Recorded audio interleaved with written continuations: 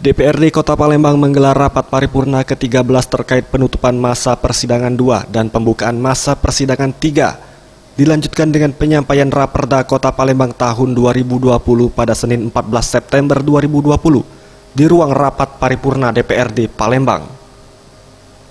Usai rapat paripurna, Wali Kota Palembang Harnojoyo mengatakan, setidaknya terdapat 3 pengajuan Raperda baru yang dilakukan Pemkot Palembang tahun 2020.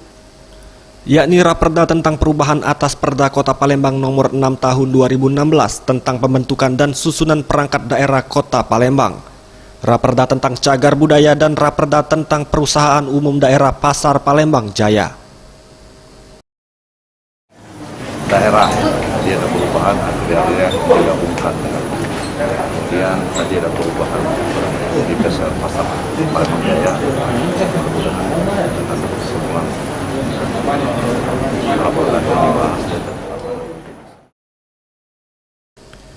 Menanggapi pengajuan 3 Raperda tersebut, Ketua DPRD Palembang Zainal Abidin menerangkan, untuk tindak lanjut Raperda yang dilakukan akan dibahas oleh pansus-pansus DPRD Palembang dan dipaparkan pada rapat selanjutnya guna disesuaikan dengan kebutuhan Kota Palembang.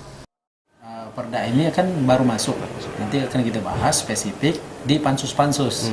Ya, mudah-mudahan kita lihat kegunaan, kebutuhan, untuk dan sebagainya. Ya, sekali lagi, kalau memang itu untuk kebutuhan dan kebaikan Kota Palembang, akan kita